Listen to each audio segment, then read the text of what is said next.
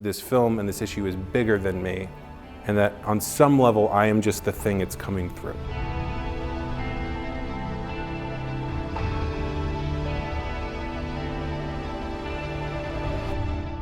All right, so thank you all for coming.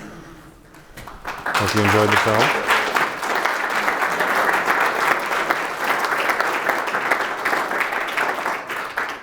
So I'm really glad we got to screen here, because this weekend here in DC is the protest that you guys saw at the opening and end of the film. It's actually tomorrow night.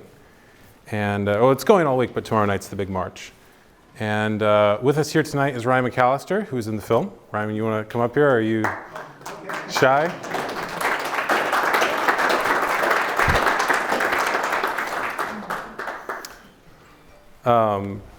So we'll just start the Q&A. I'm sure you guys have questions, and this is going to be whatever you guys want to talk about. Oh, you bet. Yeah. I was ready. Yes.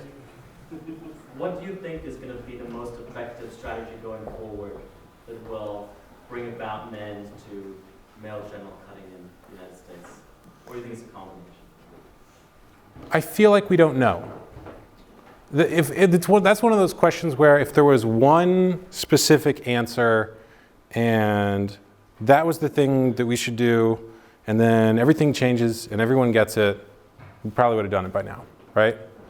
I feel like there is a cumulative effect and trial and error with any activist movement.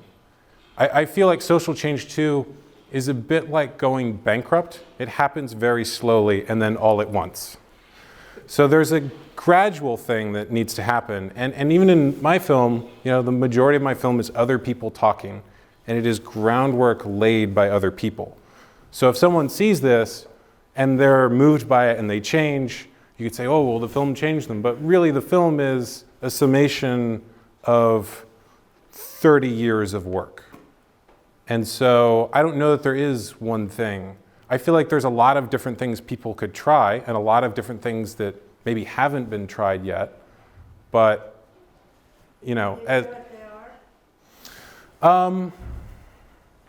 I feel like there hasn't been a large media company of any kind that's been created around this issue. There's still room for that. I know that the stuff I've done to promote this, when we create video, it does extremely well on social media and goes very far, but there's very few people creating original video content. So that's one thing. No one has ever tried putting large amounts of money towards social media ads, and you can target that really specifically. You could target women who recently searched for a pregnancy test on social media and just show them. I mean, these are things I'm thinking about with how I advertise the film and place the trailer and things like that. So there's a lot of different things like that where, and again, if you did something really targeted like that, you might not know it initially because the only people seeing that ad in their social media feed would be women who recently searched for a pregnancy test. So the rest of the world's going about the same way they always have, and those women are looking and going, this is different. And so I feel like the biggest change the movement has had has been the availability of information. And in the outtakes that I have, people talk about how the internet significantly changed the movement, because before, when you wanted to get information like this out there, you had to go through traditional legacy media, and it was significantly more expensive, or you had to go through doctors who were often very resistant to saying that they've been doing something wrong for a long time. And so now, when someone's having a kid, they go online and they put circumcision into a search engine, and every single person in my film has a website, and that's what comes up.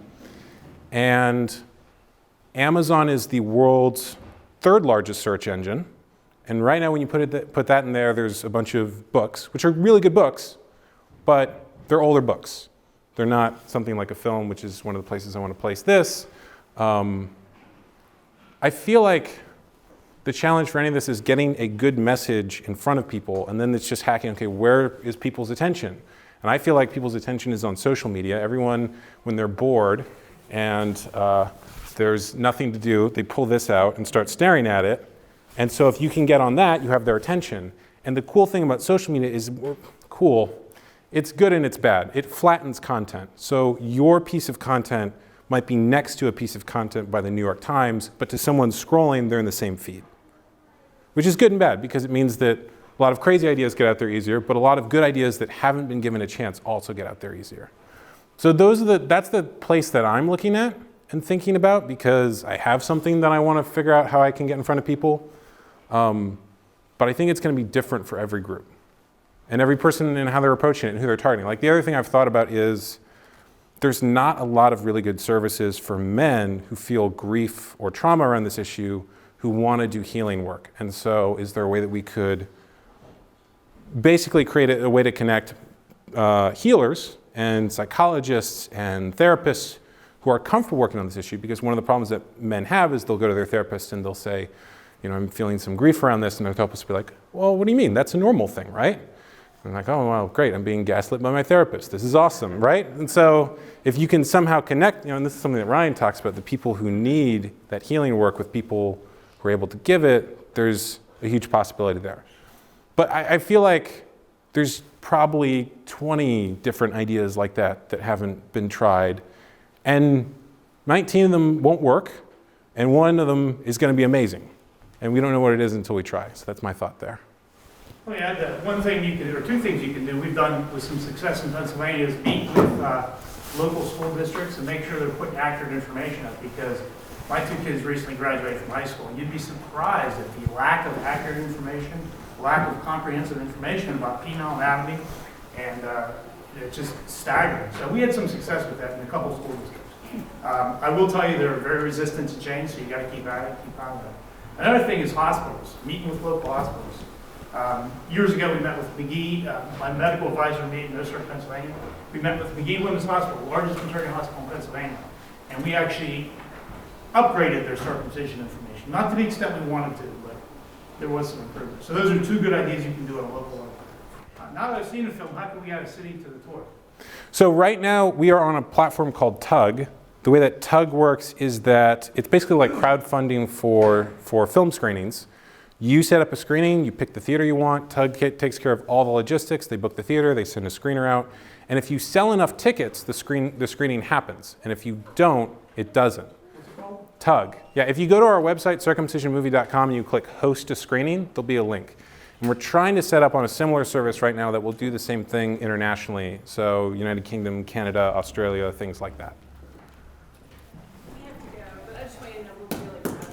Thank you. I'm so proud of this. I think it's fabulous. I appreciate it. Thank you. So, who benefits? Where does the skin go, say, in America? Like, it's known that Skin Medica sells skin creams that are about $300 an ounce, and they contain foreskins from, like, North Korean baby boys. Does anybody in America, do they sell foreskins from America?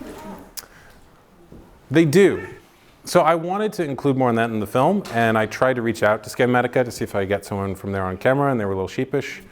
I tried to find people who used to work there and maybe didn't really, they were done with that company, and I couldn't really get anything. So it was one of those things where, for those who don't know, after the foreskin is cut off, frequently hospitals will sell it to skin bank companies, including places like Skin Medica, where they use it in commercial products. And it's like a large industry, and it's one of those things that I think makes people uncomfortable, because you're taking something from someone's body, like you're selling human body parts. There's a huge ethical issue there, on top of all the other ethical issues with circumcision itself, right? But I don't have any data there, so if whatever you have is. Well, so hospitals don't like to disclose what they do with it. So most of that comes from hospitals, right? If it's done at a private clinic, they'll often just discard it in the biowaste. But at hospitals, they have a large supply of it.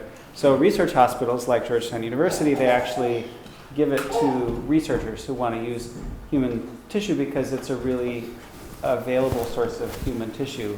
It's otherwise hard to get your hands on, particularly keratocytes, skin cells of all kinds. So. And then it's also used for burn treatments, which is, obviously it's valuable to be able to treat burns well, but you can, create clonal tissues or things like that instead. And so, I don't know, you could put a continuum of how gross the use is. I couldn't get any data about how much the hospitals make off of it, in which cases it's donation, in which cases it's sales. I just could trace research papers that credited the universities the university hospitals for donating the tissues. Yeah, as you can imagine, hospitals are not very transparent about a lot of this stuff. This is something I found when I was working on the film, trying to get into that environment to film and potentially interview people. I definitely had some phones hung up on me while doing that. Yeah, because it's not something that looks good for them. Is that the sort of information that would come out in Discovery? It might. That's a good question. See, this is what someone was asking earlier about ideas. You mean if you did a FOIA or what? What kind of a discovery? lawsuit. Oh, okay. So I know when William Stoll, who's the one who did the circumcision lawsuit in the film, when he did that, he learned a lot in Discovery. It was that process that led to him finding out that his mom had not given consent for the procedure. He learned that the doctor who did the procedure was intact and thought that parents were dumb for doing this, but he was making money. There was a lot of things like that came out in the lawsuit.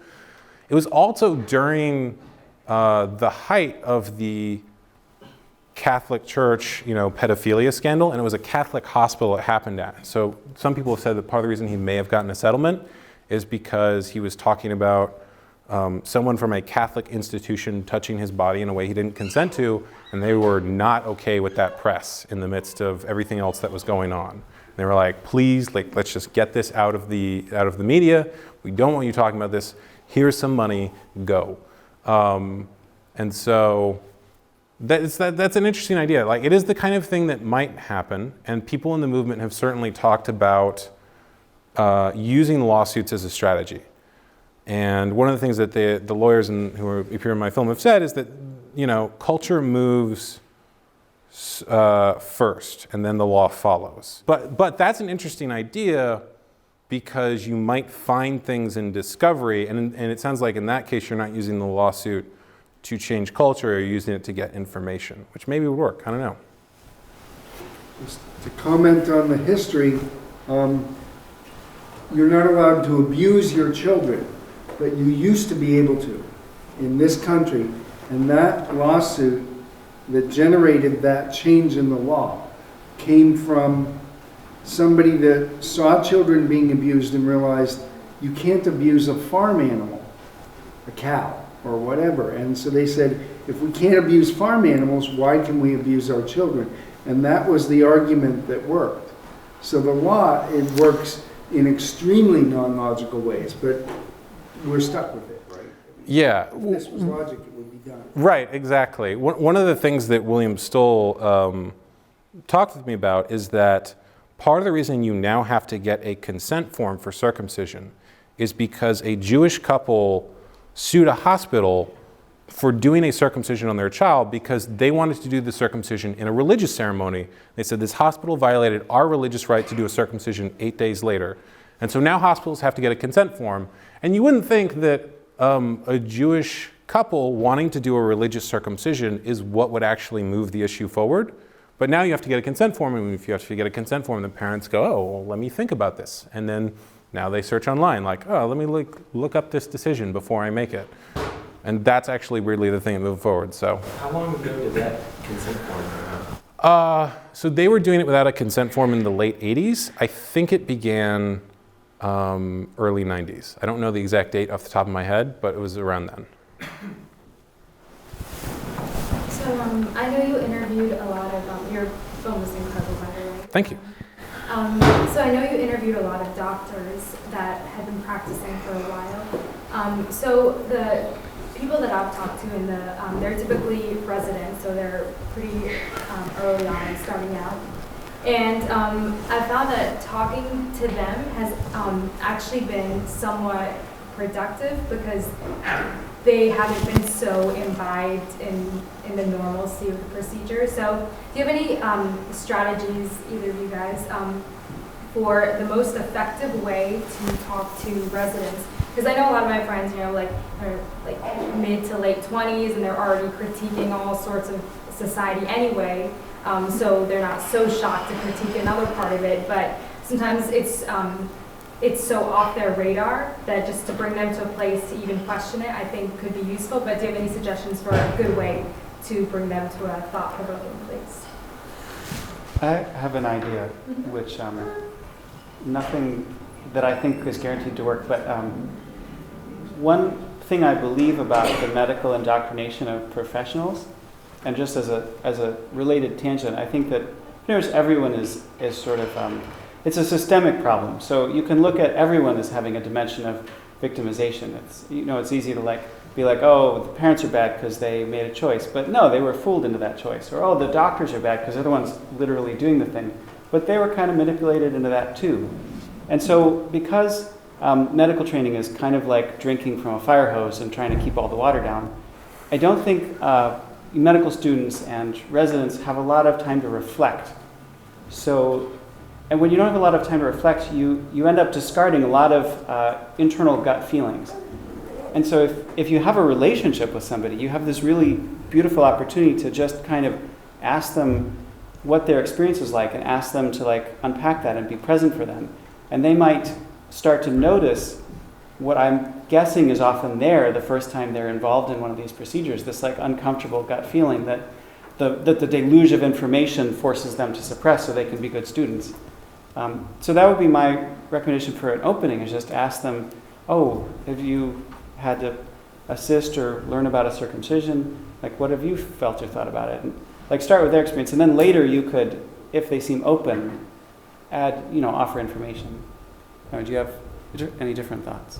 I think that's really great. I feel like the conflict, at least in the film, is not necessarily between pro and anti, but between people who are willing to feel their feelings and people who aren't. And so getting them to actually feel those feelings is a really, really good idea.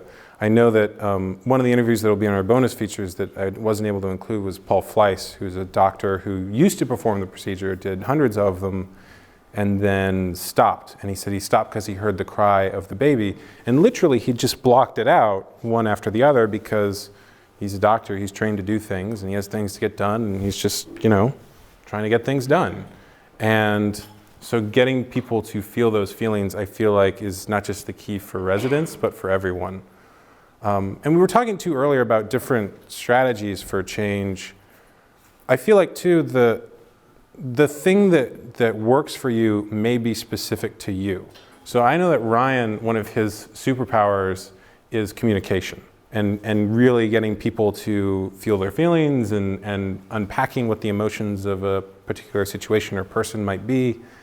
For me, I feel like I'm very good at taking a large amount of information and condensing it into media. And so that's the strategy I chose. And it's also just that, I've wanted to make films since I was 14. I went to film school. It's what I love doing.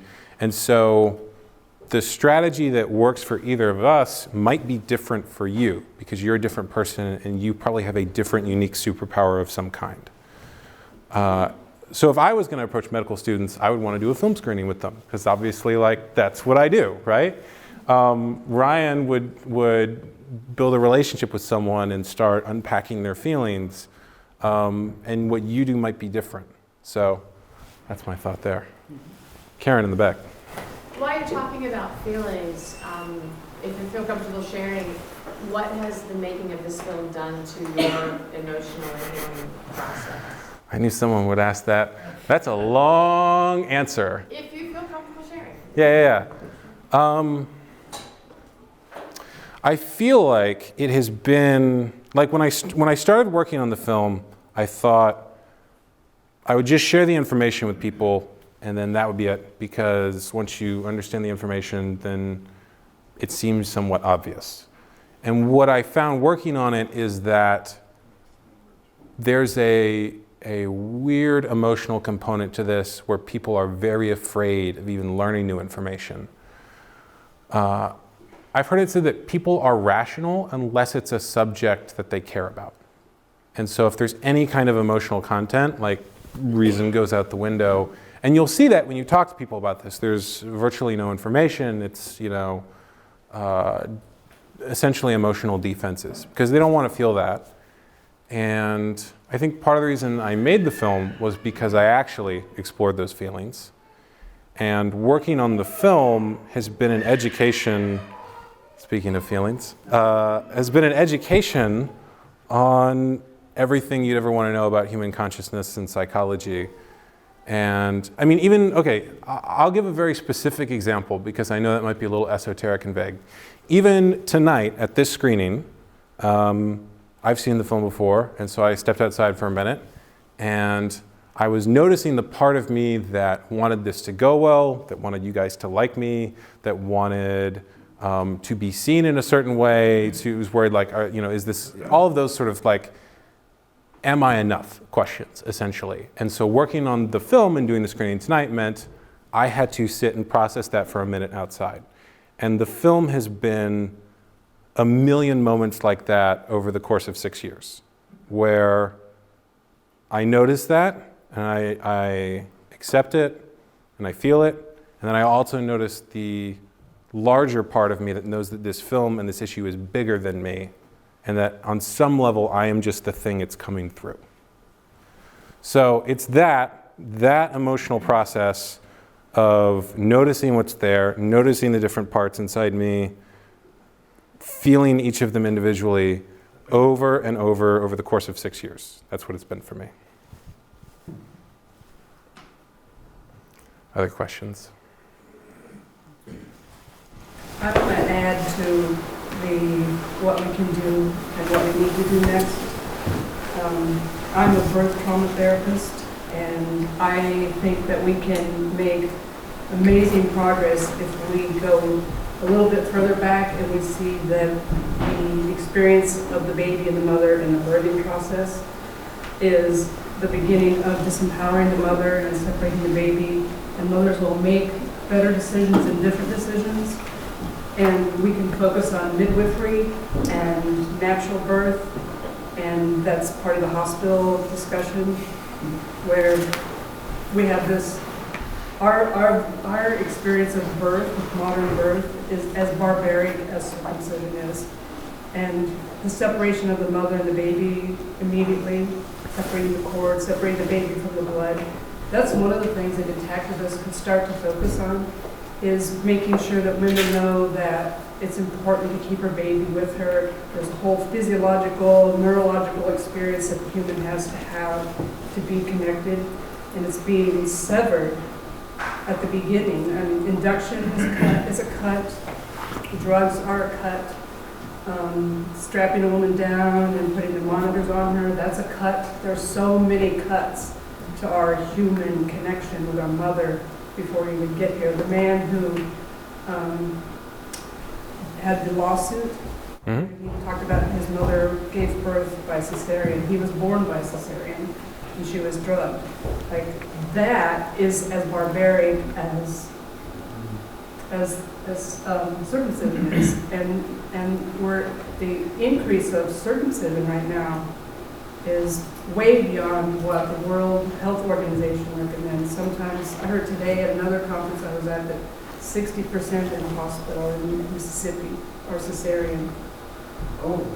Yeah, and so if women don't know, like, my body works and I can give birth and this is what I'm supposed to do with my baby, if they don't know that, there's a big stretch to get the rest of the people to understand that circumcision is horrific.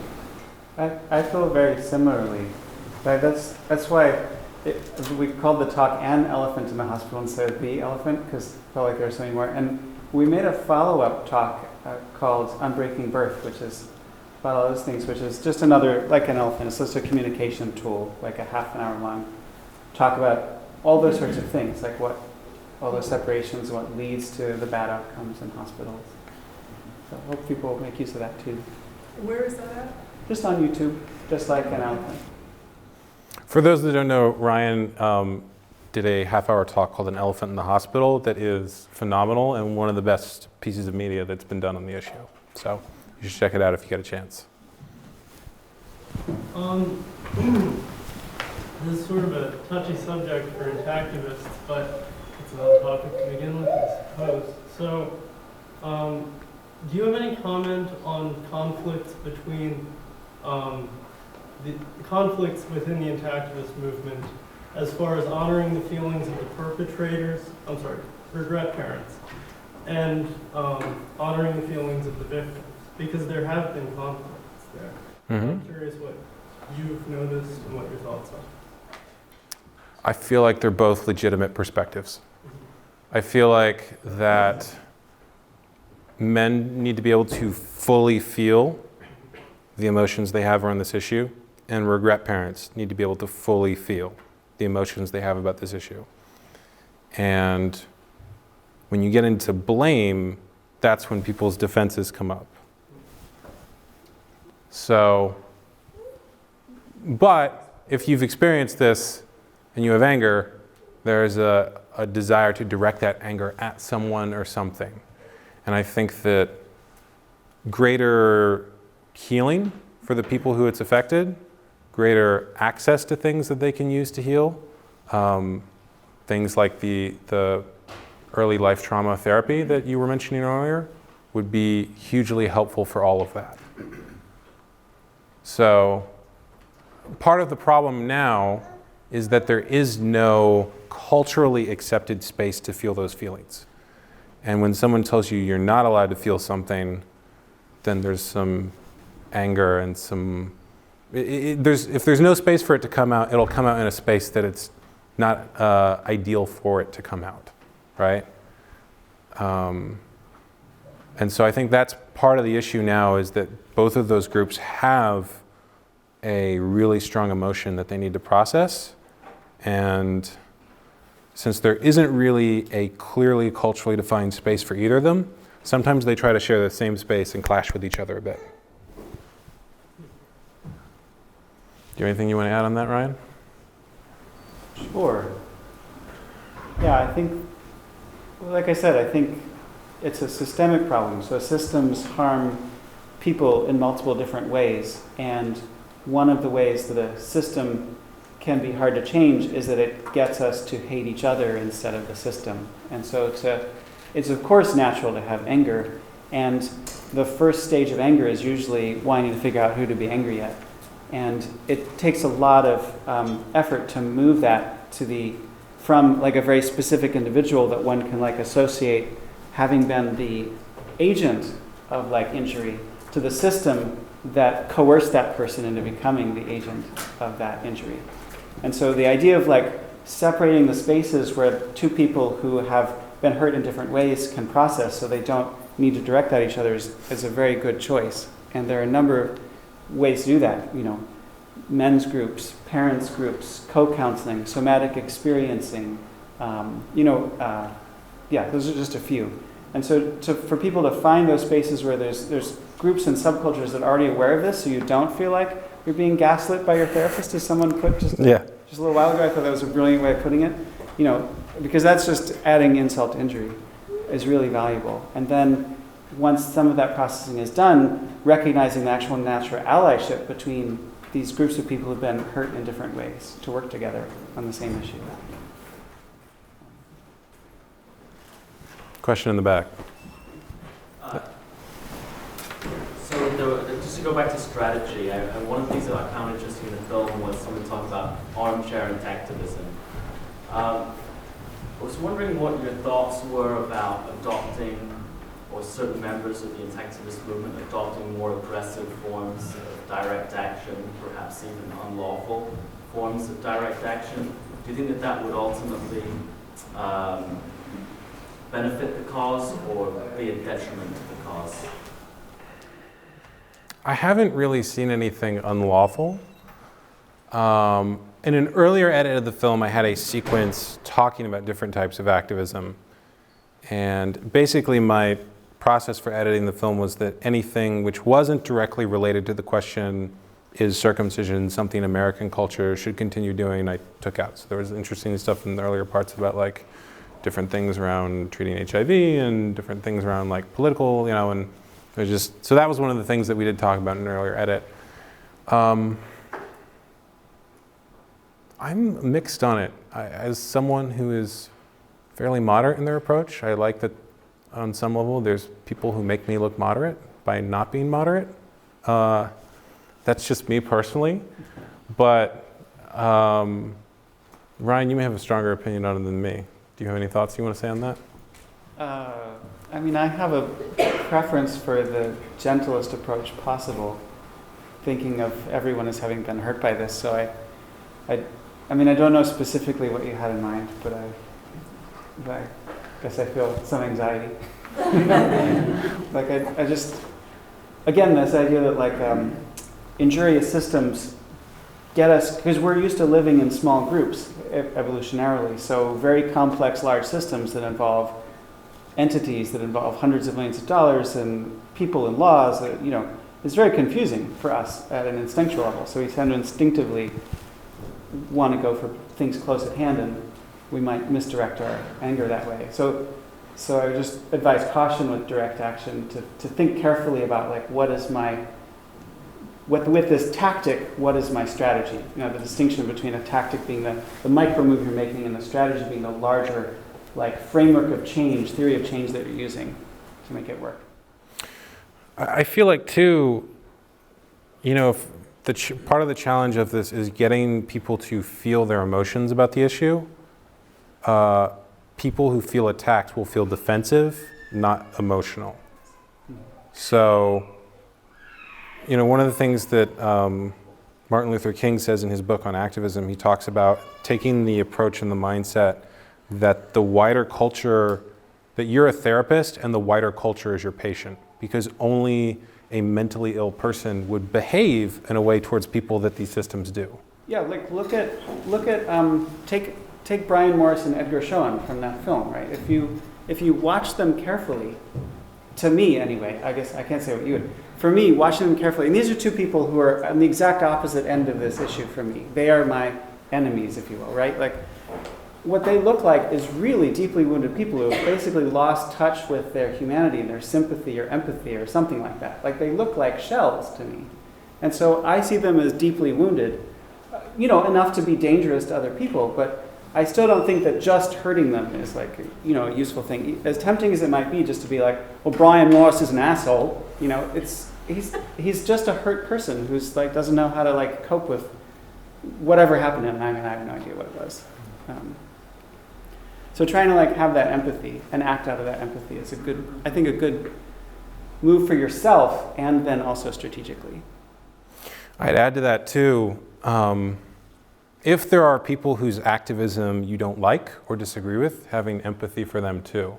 I think a lot of people, you know, I've heard some questions about strategy, and in that I think there's an assumption that it's actually possible to rationally step back and look at this issue and decide what the best course of action is, and then get all of these wounded people together to move in that direction.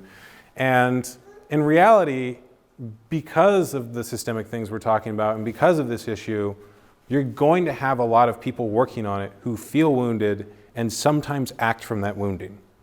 And so I don't expect that there's ever going to be a perfect group or a totally organized thing. I've never been a part of any project where everything was totally organized. So, you know, I also, it's why it's hard for me to say like, oh, that group of people, they're bad, they should stop doing that, because I sort of understand where they're coming from.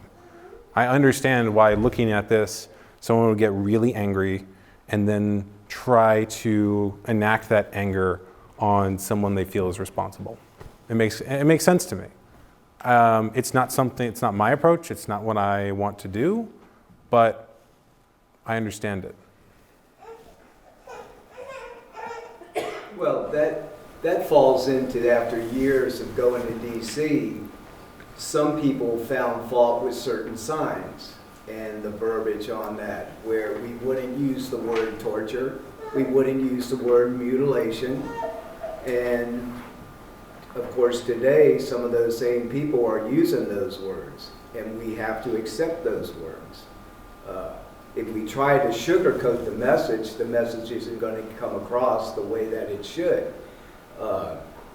It's like talking earlier today, arguing, whatever we want to call it, with this individual, where when questioned about circumcision, he felt like it was the parental choice.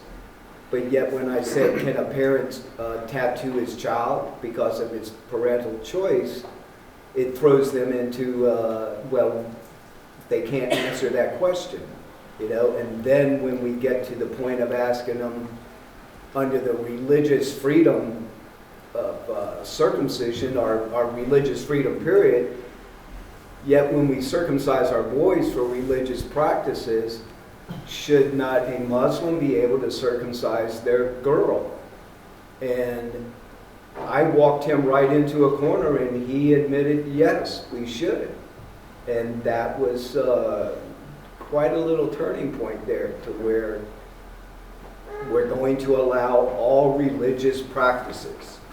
And whether it's just baptizing your child or mutilating your child. But getting back to the verbiage, we have to call it what it is. And got into it with a physician today. He couldn't answer the question, what are you removing? They argued that it wasn't mutilation. I said, well, you're amputating basic human body parts here. So you are mutilating that individual child. And that man was hauling ass away from me. He couldn't deal with it no more. You know, so. But it is what it is. Van Lewis is the one that created those signs. We protect our girls, we mutilate our boys. For years, these two have caught hell for having their signs, circumcision is torture. Well, it is torture. You know, we got to have it like it is.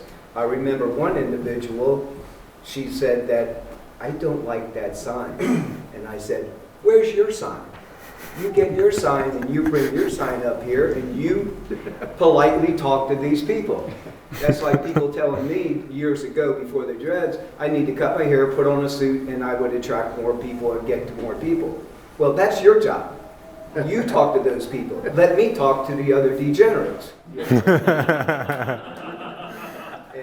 you know my point.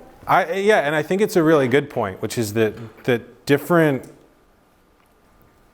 styles are actually going to work on different people. Like the person who I practice meditation, and the only reason I heard about that or tried it was because there was a Zen teacher whose books I was reading who used to play in a punk band and worked for a Japanese monster movie company. And if it had been like the old stodgy guy that you imagine as a Zen teacher, I probably wouldn't have got into it. And the same way, there's probably people who, I have them on camera, there's people who respond to you who are like whole groups of kids who are like, this guy's cool. Like, I like him. We want to go talk to him more. Like, let's get away from our stodgy chaperones and talk to this guy. And so you're absolutely right. And I've seen it happen too at Intactivist events where someone will come up and they'll say, well, I'm Jewish and how dare you? And they'll say, oh, okay, wait. This activist over here is Jewish as well. Why don't you two talk? And it's like, because they realize that person won't be able to hear this message from someone who isn't Jewish. Oh yeah, I do that a lot with him. Come here, yeah. You deal with this guy. Right. You know, so. But it's true. I mean, sometimes you just talk to people who are basically, you think, they're a little crazy. Because you want to see, like, what else do they believe? And I actually found somebody who was saying, all these signs are wrong. Because it should be done on the 8th day. It's not torture. It should be done on the 8th. I'm like, it's all bad, though. Infants and children, all bad. He's like, no, 8th day is good. I found out he's a Yeshua, Jews for Jesus type guy who believes in the flat earth thing and gravity doesn't exist. Well, I'm a physicist, so I know he's completely off the wall, right? But I talked to him for an hour, and these guys packed up all the signs. I felt kind of bad, but he was interesting. I got his name, so we'll see. All righty. I wouldn't let him get away, I know that. I followed him several times, and I said, well... So sorry to interrupt, but before we pack up here, is there any other questions you guys have? Or? I have a point. Sure. I've done this for 10 years, which is not long. It's not long at all. I mean, people have been doing it for 30 plus. And I keep thinking, you know, there's the biblical story of being in the Jews were like lost for a long time, wandering in the desert for 40 years for the old people to die. That's really what it comes down to, because the opinions don't change overnight. And we have gay rights and gay marriage, and sexuality is all legal now, right? That took like 2 generations. It started when I was 9 years old arguing in Hebrew school about gay rights and women's rights and offended by the Bible. And it's in my lifetime. I didn't think that would happen, but it's about 40 years. So we may have to keep doing what we're doing and pretending it's about logic when it's really about waiting for the stupid people to die. I mean, you know, and we'll be there someday too. We'll be wrong about something and we'll have to die. It's just inertia. But when you get to that 24% and the opinion starts to change, then it changes all at once. It's good to remember that we're all wrong about some things. You know, Shankar Vedantam does the Hidden Brain podcast, and I got to see him speak, and he said before the Berlin Wall came down, there were communists on one side and Westerners on the other. The wall came down. That week, you couldn't find anybody who was a communist. Where were they? Oh, I was always part of the resistance. Once the opinion shifts, everybody's on your side. So maybe you don't have to die. All right, any other questions before we wrap up? One last one. Just a quick question. So you talked about getting the documentary on Amazon Prime and on Netflix. Are there like specific ways that we can support making either of those things happen, or any other? I'm very thankful for that question. Not yet, but if you are on our email list, the moment there is, I will let you know. I know, actually, there is one thing. I know Netflix has a section where you can request a movie. If you put American Circumcision in there and let them know that there's an audience and their subscribers who would like this on their platform, that would be helpful. So that's one thing. Sell it like a disc? Yes. So we will be out on all the platforms you get movies on, Amazon, iTunes, will be Blu-ray and DVD. And our distributor also is, you know, like the Google Play Store, and like PlayStation has a VOD platform now, and a whole bunch of different things like that. So that's the goal. So it is on iTunes now? Not yet. No. End of the summer, probably. Yep. You said Blu-ray and DVD? Yeah. Okay. One last question. Do you plan on doing a sequel? I don't know if I can think about that till this one's fully out. I have an idea for one, but it would be something I would produce rather than direct. I know when that sequel will be, is when these 2 doctors in Detroit, they're claiming religious freedom right now as their defense. But the best thing that can happen for us is for them to be convicted, in this case, work its way all the way to the U.S. Supreme Court. That is going to throw our Constitution into a turmoil, because you cannot have religious freedom and select what religions you are going to accept in this country. That is a huge case for us. You were going to say something? No. I had one final, well, I was really bummed. So I'll tell you guys one thing. At one point earlier, Fwambai, who was in the film, was going to be able to make it tonight, and she sent me an email at the last minute and couldn't. But she's the one in the film who argues that basically adult women should be free to choose female genital cutting. And so I was hoping that she could, I thought you guys might have found her very interesting. Yes. But she could send me an email at the last minute. Only for adults? Yeah, I mean, basically what she said in the longer version of her interview is that she understands that modernizing may mean making certain compromises, and age of consent is a compromise she's willing to make. So if it becomes about age of consent and adult women are free to choose, as the name of her group suggests, then she would be okay with that. But she doesn't like the double standard of, you know, what her culture does is awful in mutilation, and what Western culture does is totally fine, and finds that kind of absurd. Yeah. I don't mean to stereotype, but is she religious by any chance? No, she feels very connected to her traditional African culture in Sierra Leone. So for her, it is not religious as much as like that is her tribe and her tradition. Yeah, coming of age. Right. But did she consent? Yeah, when she was 21. More power to her. Her choice. All right, I think that is all we have time for. I just want to thank you for the amazing film and the tens of thousands of hours you must have spent Thank reading you. it over the last 6 or 7 years. Yeah. Thank you. I appreciate it.